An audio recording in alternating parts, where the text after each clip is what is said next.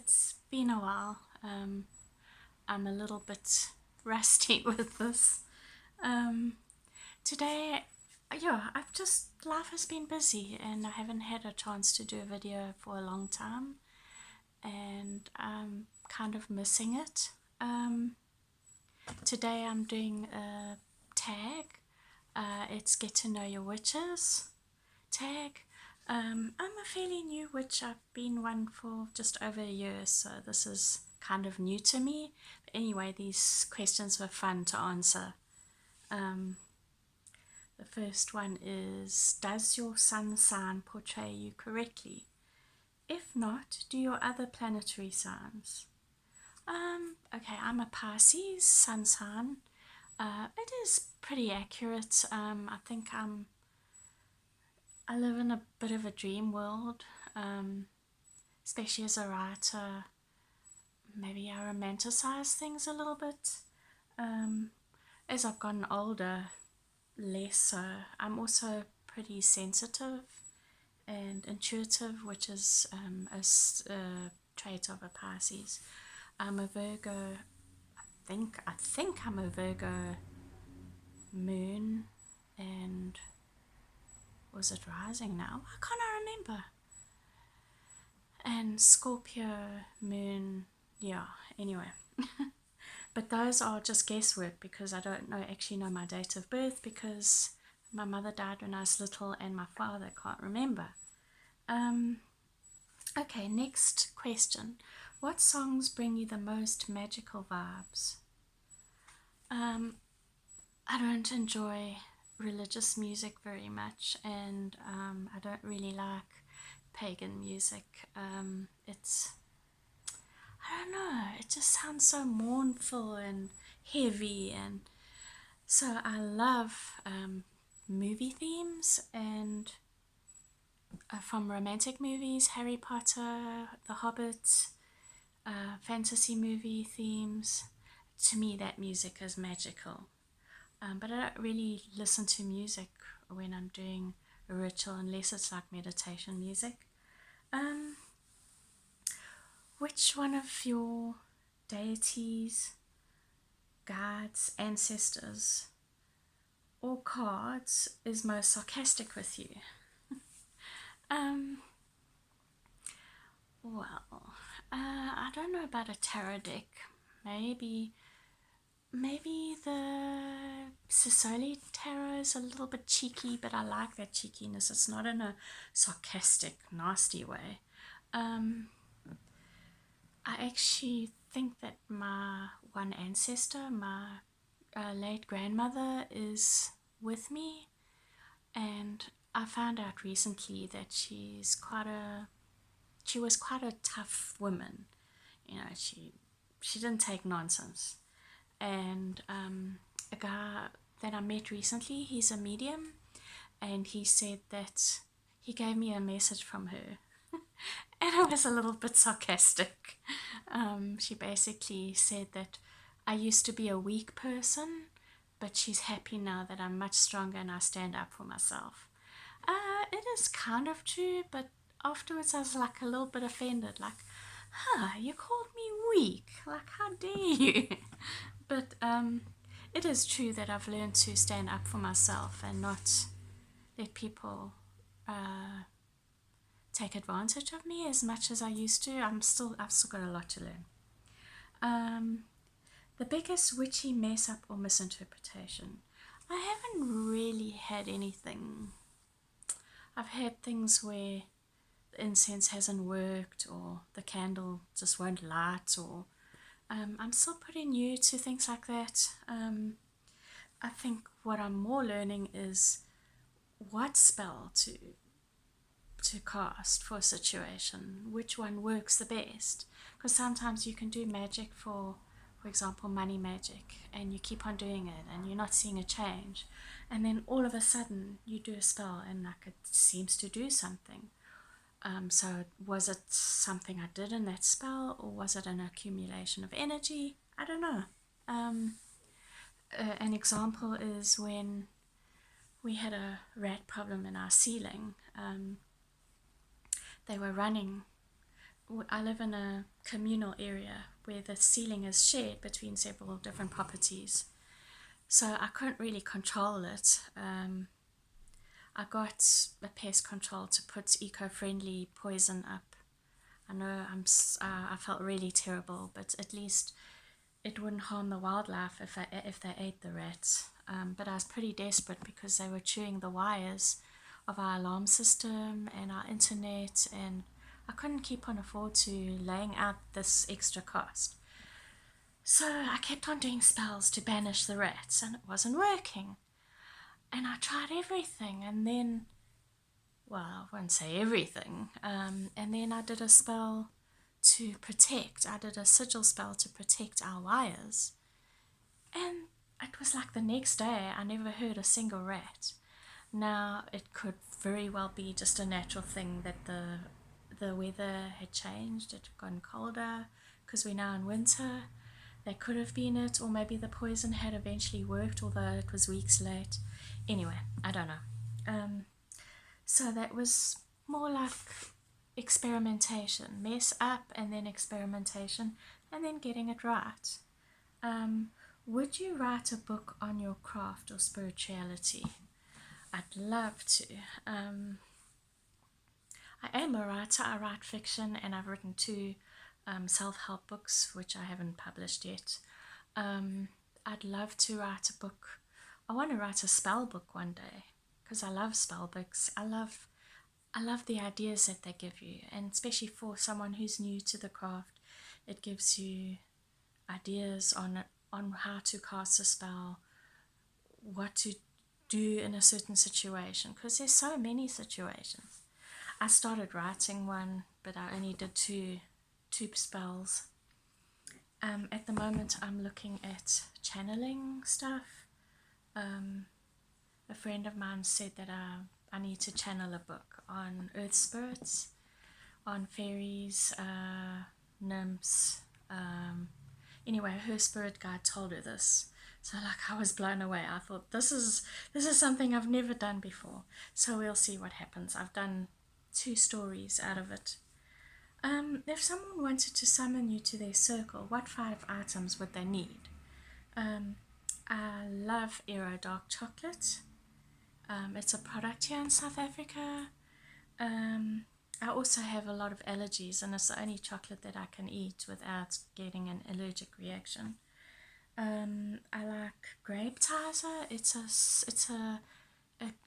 a soda made of real grape juice, and because I can't drink alcohol, that's the next best thing. So maybe a beautiful crystal goblet of grape tizer, a bell. I love the sound of a bell ringing. I got this little one for my altar. A lot of plants. I love plants, or a tree. And the 5th thing is don't grovel. I don't like groveling. Number 7. If you were a ghost, what place would you haunt? I would probably haunt the place where my kids are, because they don't believe in the paranormal or anything spiritual or anything like that. So I'd like to show them that it is true. If it is, we can never be totally sure. Number 8. What is the funniest way someone has reacted to finding out you are a witch? Okay, no one really knows except for my kids and my pagan friends. So I've only had positive reactions because I've only told people that are like me. Excuse me. Do you have any superstitions? No, I don't really. If you could possess any fantasy magic, what power? I would like to fly, because I've got a heights phobia and a phobia of freeways or highways.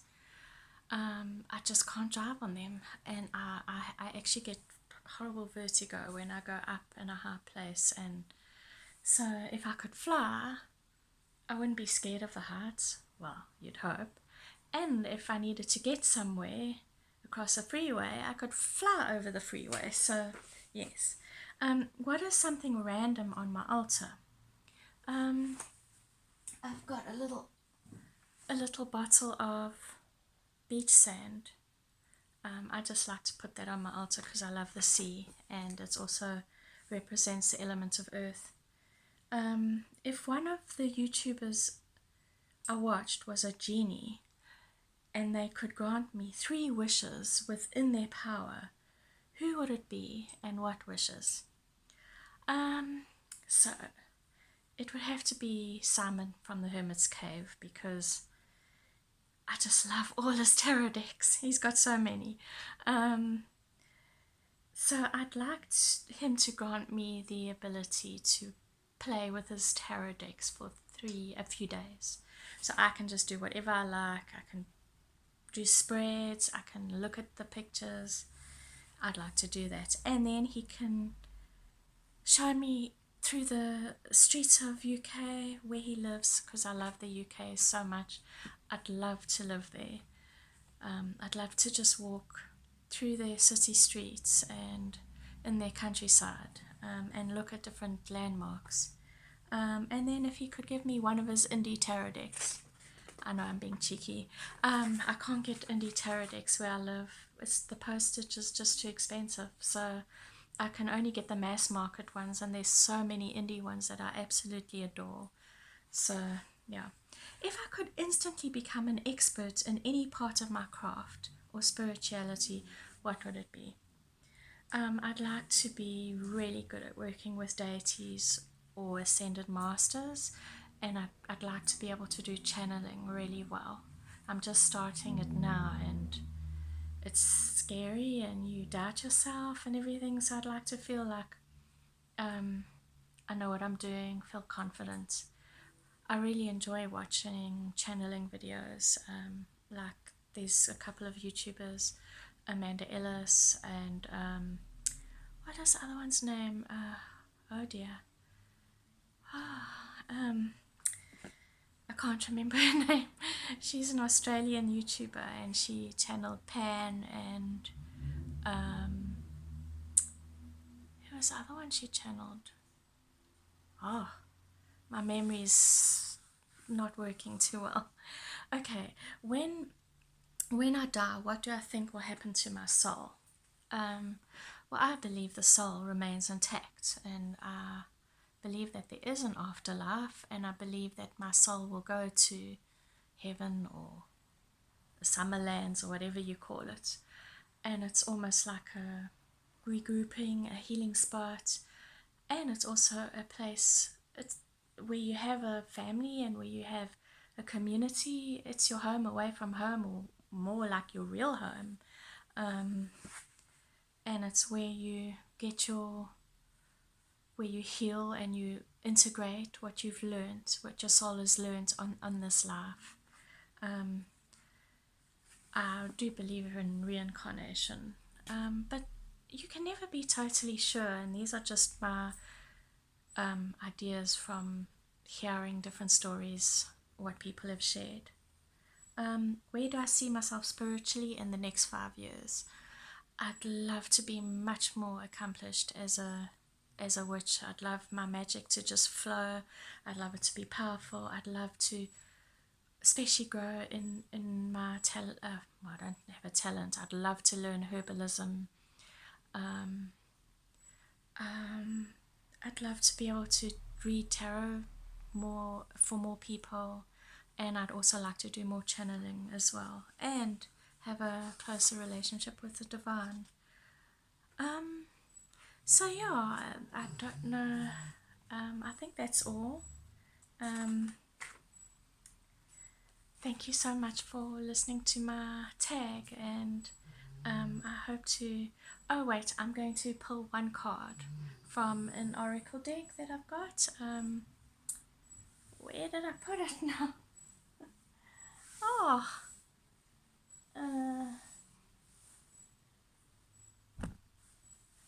Okay, I'm going to have to choose a different one because I don't know where I've put it.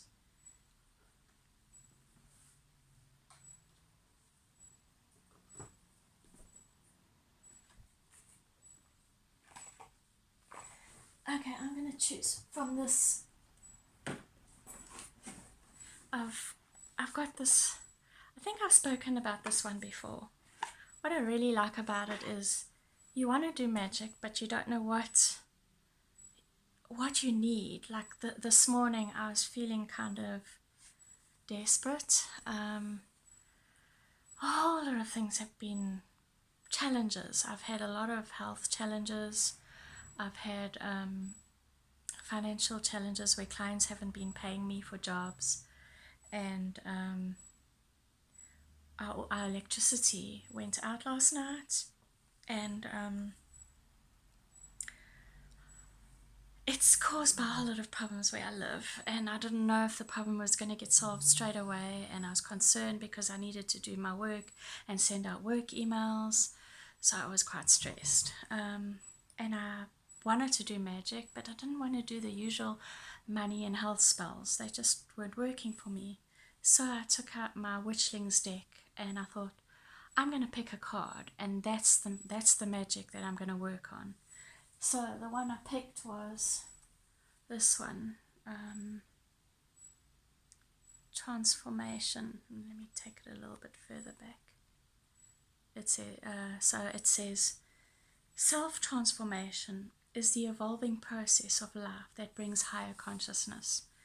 And I believe that's our aim in life, is we growing in consciousness, we're transforming, we're becoming better, we're becoming stronger, we're becoming more in harmony with ourselves and with the earth and with the divine. And so that's our goal. And sometimes the real blockages to our abundance or our health or whatever we need is actually inside of us. We've got some blockage. I don't know what it is. Maybe we're doubting ourselves. Maybe we're doubting source. Maybe we're just trying too hard. So I did a little transformation spell, and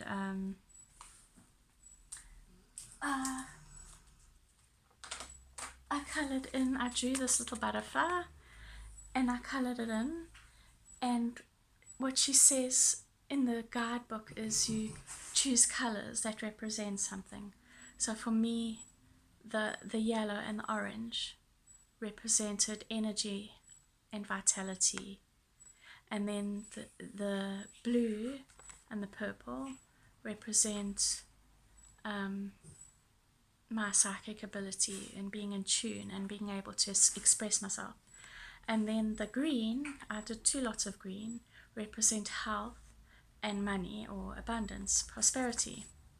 So I drew the butterfly, and then I did the little, lit a candle, and then I did a little spell. Now I need to find it.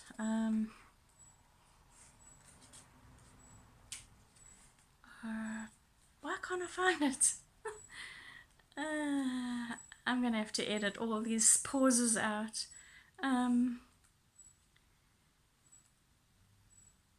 Butterfly from caterpillar, darkness into light, no longer earthbound, butterfly in flight.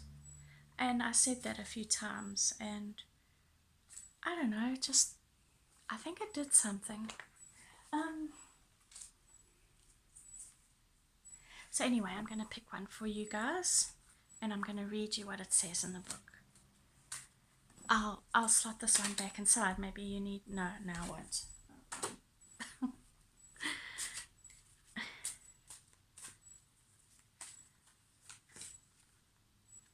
Okay, energy.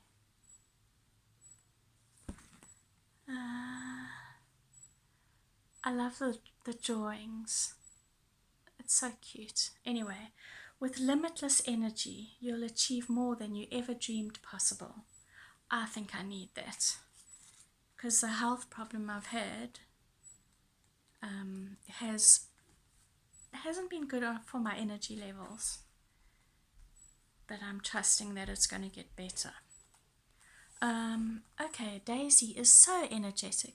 She makes even cheetahs look slow. There's only one speed she runs at, and that's hit it, get it, and go. Energy is constant and ever-flowing. Everything you say, do, and think requires energy, and feeling energetic is the key to being happy. When you feel energetic, you feel better about yourself. To kickstart the dynamic flow of energy, act more energetic. Get your body on the move. Acting energetic actually stimulates the body to create more energy. With limitless energy, you'll achieve more than you ever dreamed possible. Think positively, avoiding negative thinking which zaps energy away. With a positive mindset, your energy will expand. Improve your energy levels daily by eating well, getting a good night's sleep, and having fun. Laughter is the best medicine. Be grateful for the gifts you have and live in the present moment. Nothing energizes more than the daily little reminders of the boundless magic all around. Okay, I wanted to talk about healing as well. What I've been working on is I've been working on my root chakra, and I've been trying to wear a lot of red. I bought some red roses, I've bought raspberries. I've been working on my healing, and I've actually been feeling that sometimes, like I was thinking, why do we get sick? Why do we have health problems? And I think it's actually the body's way to make us rest and to take time out and to nurture ourselves. And I don't know, I don't see it always as a bad thing.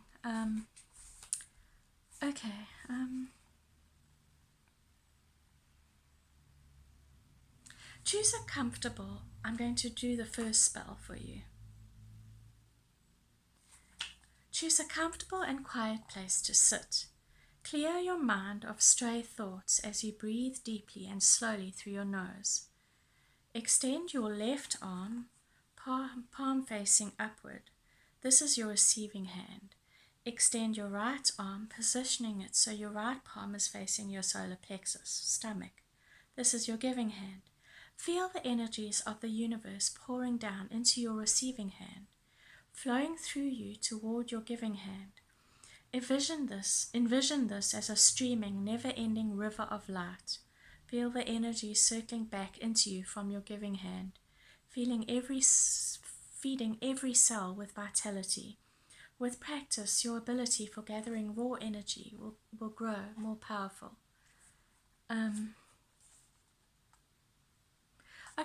I'll read the last one. Booster walk.